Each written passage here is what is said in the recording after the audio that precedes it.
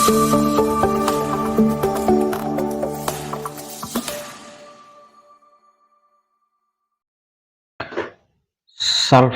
salam sejahtera buat kita semua. Saya Theophilus Langkamang, mahasiswa PPG di LPTK Santo Yakobus Rasul Merauke, akan menampilkan proyek penguatan profil pelajar Pancasila dengan tema Bhinneka Tunggal Ika. Penguatan profil pelajar Pancasila merupakan pilar utama dalam implementasi kurikulum Merdeka yang bertujuan untuk membentuk peserta didik menjadi pelajar Pancasila yang memiliki karakter dan perilaku sesuai dengan nilai-nilai Pancasila. Dengan demikian, peserta didik diharapkan menjadi pribadi yang beriman dan bertakwa kepada Tuhan Yang Maha Esa, mampu menghargai kebinekaan global, menerapkan semangat gotong royong, mandiri, berpikir kritis, dan kreatif. Salah satu karakter awal yang harus dibangun sejak dini dalam diri peserta didik adalah nilai religius. Nilai-nilai religius mengalami kemerosotan. Oleh karena itu, peserta didik perlu dibimbing agar memiliki kematangan dan kesadaran dalam menjalankan keyakinan yang dianutnya. Saat ini banyak kita jumpai peserta didik yang mengalami goyangan imannya. Mereka dengan mudah meninggalkan kehidupan iman mereka demi kenikmatan sesaat, perjudian, narkoba, dan pergaulan bebas. Oleh karena itu, melalui program penguatan pendidikan karakter, nilai religius harus ditanamkan secara kontinu dan terstruktur, baik melalui pendekatan pembelajaran agama maupun dalam berbagai aspek kehidupan. Menyadari akan betapa pentingnya menanamkan nilai-nilai religius sejak dini kepada peserta didik, maka saya sebagai guru pendidikan agama Katolik bekerja sama dengan guru pendidikan agama Islam dan guru pendidikan agama Kristen melakukan penyuluhan kepada peserta didik akan manfaat beribadat secara teratur dan dampaknya bagi perkembangan karakter peserta didik di kemudian hari. Lewat kegiatan P5 ini, kiranya dapat menghantar peserta didik kelak menjadi pribadi yang taat dalam menjalankan kegiatan keagamaan dan mampu menghargai setiap perbedaan yang ada. Selamat menyaksikan. Assalamualaikum warahmatullahi wabarakatuh. Selamat pagi anak-anak. Semangat semuanya. Ya. Alhamdulillahirabbil alamin. Dengan izin Allah kita semua berkumpul dalam keadaan sehat walafiat.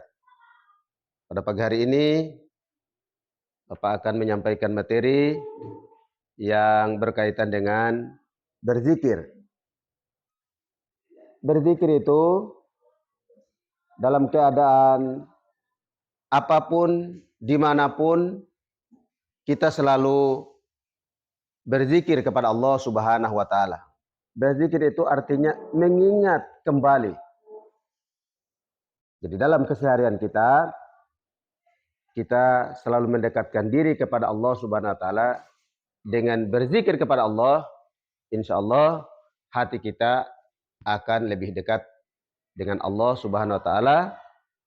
Dengan takwa itulah manusia lebih dekat dengan Allah Subhanahu wa Ta'ala. Akhir-akhir ini anak-anak sekalian, banyak generasi muda yang sudah menjauhkan diri dari kegiatan keagamaan.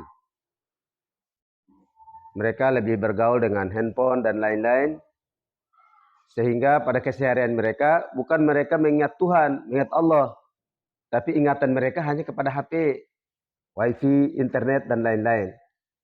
Padahal ketika manusia dalam rahim ibu itu, sebelum dilahirkan ke alam dunia itu, manusia pernah bersumpah, berjanji, berikrar dengan Allah. Alastu birabbikum, apakah aku ini Robmu, Tuhanmu? Manusia yang akan dilahirkan ke alam dunia itu menjawab, qalu bala syahidna. Betul ya Allah, betul ya Rob, engkau adalah Tuhanku. Kemudian kita diturunkan ke alam dunia. Namun manusia sudah keluar ke alam dunia ini, dia sudah tidak berzikir lagi. Dia sudah tidak mengingat Allah lagi. Kalau manusia sudah tidak mengingat Allah, maka kehidupannya akan sesat. Jadi dengan demikian, maka mudah-mudahan dengan materi berzikir kepada Allah, mengingat keagungan dan kebesaran Allah, mudah-mudahan senantiasa kita selalu mengingat Allah Subhanahu wa taala kapanpun, dimanapun kita berada. Mudah-mudahan kita menjadi orang-orang yang menjadi takwa dengan senantiasa berzikir kepada Allah Subhanahu wa taala. Ini beberapa hal yang perlu Bapak sampaikan. Assalamualaikum warahmatullahi taala wabarakatuh. Waalaikumsalam. Baik, selamat pagi anak-anak. Ya, sebelum kita dalam proses pembelajaran kita hari ini, Pak Guru akan menyampaikan beberapa hal berkaitan dengan pentingnya kita beribadah untuk kita punya perkembangan kepribadian dan juga kehidupan kita di antara sesama maupun dengan orang lain. Anak-anak, ibadah itu sangat penting. Karena di dalam ibadah itu kita akan berkomunikasi dengan Tuhan dan kita juga memuji Tuhan lewat kita beribadah. Dan ketika kita beribadah, anak-anak, tentu akan membuat sikap dan perilaku kita itu akan dituntun oleh Tuhan. Orang yang dia taat beribadah dalam segala dia melakukan dia punya aktivitas, pasti dia akan sangat hati-hati dengan dia punya sikap dan tindakan. Dia pasti akan mengikuti Tuhan dan apapun yang diperintahkan Tuhan pasti dia akan melakukan. Contoh, nilai rohani itu muncul ketika kita taat beribadah. Ketika kita punya beribadahnya itu kita lakukan setiap saat, maka manfaat yang paling penting adalah kita akan memiliki yang namanya nilai rohani. Dan hari ini di zaman ini kita perlu nilai rohani untuk mendukung kita punya sikap hidup kita hidup. Apalagi kita sebagai pelajar Kristen. Kita sebagai pelajar Kristen itu hari ini banyak godaan yang ada di kehidupan kita dan kita perlu nilai rohani. Dan ketika kita memiliki nilai rohani dalam ibadah, maka sikap hidup kita, akhlak kita itu menjadi akhlak yang baik. Orang yang berakhlak baik itu orang akan menemukannya itu ketika orang ada dalam mengikuti ibadah-ibadah. Sebagai pelajar Kristen kita sering ada dalam persisten. Di lingkungan sekolah kita ada dalam kegiatan persisten, persekutuan ibadah siswa Kristen. Di lingkungan pelajar di rumah tangga kita ataupun di masyarakat kita ada yang kita kenal dengan ibadah pemuda, ibadah remaja, bahkan sekolah minggu. Kalau anak-anak masih usia sekolah minggu, ada pada level katekisasi. Anak-anak akhlak kita itu akan berkembang ketika kita ada dalam proses mengikuti ibadah dengan baik. Dan sikap hidup kita akan sangat menghargai sesama kita. Teman kita, sekalipun kita berbeda kepercayaan, tetapi kalau akhlak kita baik, maka kita akan sangat mengasihi sesama. Hari ini kita perlu kebersamaan, kita perlu ada dalam sebuah sikap hidup yang bersama. Indonesia ini hari ini diakui kebersamaan toleransinya cukup kuat. Maka kita perlu memiliki nilai akhlak untuk hidup dalam kebersamaan. Dan sikap akhlak kita akan menjadi baik ketika kita dalam suasana kita mengikuti ibadah. Kita taat beribadah. Menghargai sesama kita, baik agama Islam maupun Katolik, itu akan sikap kita akan muncul ketika kita menjadi orang yang berakhlak. Bisa paham soal akhlak ini? Bisa. Itu sekali lagi kita perlu untuk pentingnya suasana ibadah dan itu kita perlu lakukan. Sebagai pelajar Kristen harus kita lakukan, baik di lingkungan sekolah maupun di lingkungan masyarakat, di keluarga ataupun di gereja. Dan kita akan menjadi pribadi yang berakhlak. Bahwa sangat yakin ketika anak-anak sudah ada dalam ketaatan untuk beribadah, maka akhlak kita akan berkembang dan kita menjadi pribadi yang berakhlak mulia. Bisa ya? Bisa. Oke. Selamat siang anak-anak. Hari ini kita bertemu kembali dalam rangka untuk penguatan profil pelajar Pancasila. Di sini tema yang kita pilih Bhinneka Tunggal Ika dengan topik berbeda dalam iman, namun satu dalam kebersamaan.